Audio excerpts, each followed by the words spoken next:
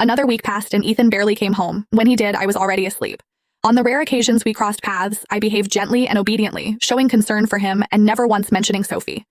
Recently, Sophie had been posting on Instagram for 7 days straight, every post a photo of Ethan by her side. I liked every single one and left blessings in the comments. Friends in our circle were stunned. They privately messaged Ethan saying that the once strong-willed Celia Jennings, who could never tolerate even a small mistake, was gone. They congratulated him on finally training his wife and enjoying the blessing of having 2 women.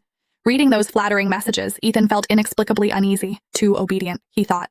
So obedient that she no longer seems like the Celia who loves and hates so fiercely. But then he thought again, perhaps this was the power of love. Celia loves me to the extreme, so she is willing to endure for my sake, willing to understand my difficulties. Yes, that must be it. With that thought, he felt justified once more. Early the next morning, Ethan woke me up for the first time in ages.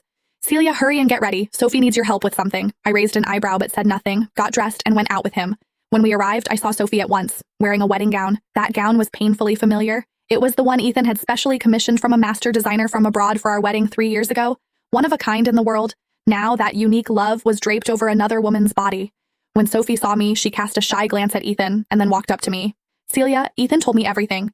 He said you're very understanding and supportive of us putting on this act. Don't worry, I promise you, we're only acting. There's absolutely nothing else between us. As she spoke, she looked at Ethan, sorrow glimmering in her eyes. His heart still belongs to you. Hearing this, Ethan clenched his fists, his expression tense with suppressed emotion. I was speechless. Once again, I had been turned into a prop in their little play. Just as I was about to lose my composure, Sophie spoke again.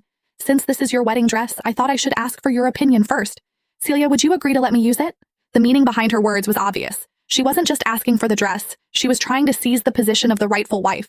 Before I could respond, Ethan answered for me as if it were only natural. Of course she won't mind. That dress has just been collecting dust at home anyway. Celia doesn't need it anymore. Letting Sophie use it to fulfill her grandfather's last wish counts as a good deed. You should be happy about that too, right, Celia? He turned to look at me, his eyes full of certainty. I let out a silent scoff. Stepping forward, I helped Sophie adjust the hem of the skirt. My hand brushed against her waist. It was noticeably tense. Of course I don't mind, I said lightly. I heard the wedding is set for next week. I'll be there on time. I'll even give you a big gift. After all, it's not often you get the chance to watch your own husband marry another woman. I'd like to broaden my horizons too. Sophie froze, clearly not expecting me to be this calm. I went on, but Sophie, doesn't the waist of this dress seem a little tight? Looks like you've been eating well lately. I glanced pointedly at her lower abdomen. Her face stiffened. She instinctively covered her stomach, panic flickering in her eyes. My hand slid downward. My fingers hooked the edge of the gown's hem, where my initials, CJ, were embroidered. Since the heart of the man who gave this dress was already gone, the dress itself was indeed useless. With a sharp tug, I ripped off the expensive lace embroidered with my name. Sophie screamed and staggered back 2 steps, clutching her chest, tears brimming in her eyes. Ah, my wedding dress! Celia, what are you doing?